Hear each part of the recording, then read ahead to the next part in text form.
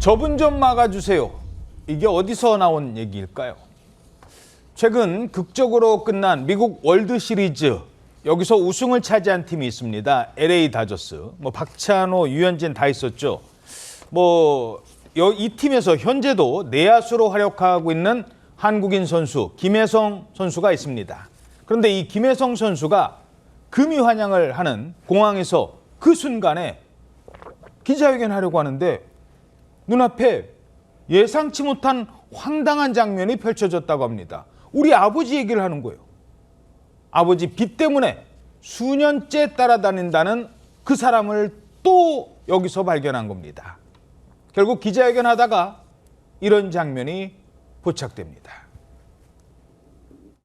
사실 마이너리그에서 이제 빅리그 가고 이제 월드시리즈까지 밟았는데 좀 그 시간이 좀 쉽지 않은 시간이었잖아요. 좀 어떻게 좀 버텨냈는지.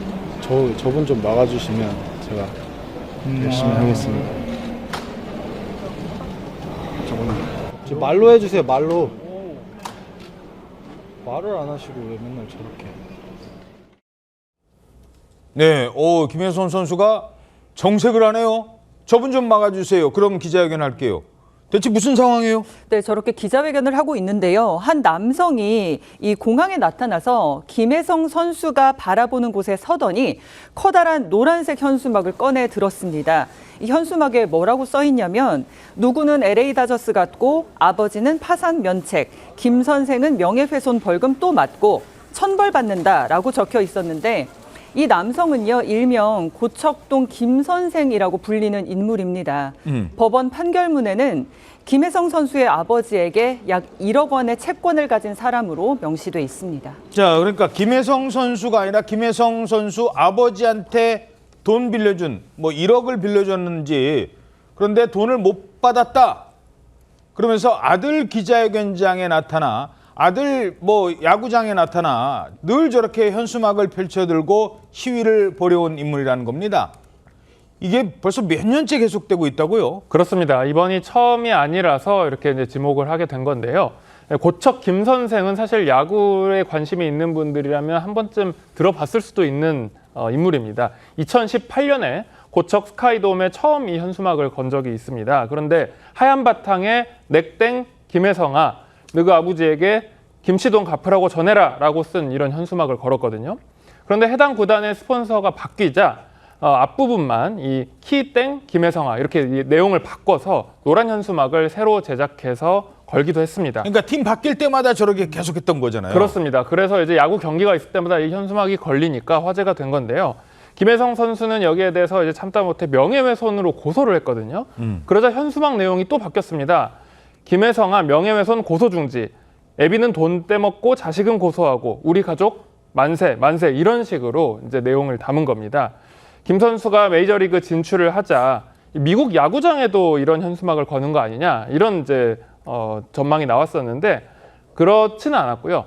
그 대신 이제 오늘 이번에 다저스 가서 떼돈 벌고라고 하면서 새로운 버전이 등장한 것입니다.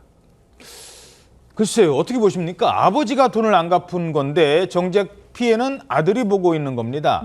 물론 빚이 있으면 당연히 갚아야겠죠. 그런데 아들한테까지 저러는 건 아니지 않느냐 이런 의견이 엇갈린다고요. 야구 팬들 사이에서는 아들에게 책임을 묻는 것 부당하다 이런 의견과 그래도 채무는 반드시 해결해야 되는 것 아니냐 이런 주장들이 엇갈리고 있습니다. 말씀하신 것처럼 채무는 당연히 갚아야 하는 것이 맞습니다. 그리고 만약에 아버지가 빚을 갚지 못한 상태에서 사망하게 된다고 하면 아들인 김혜성 선수에게 이 채무가 상속될 여지도 있지만 아직까지 그것은 발생한 일은 아니거든요.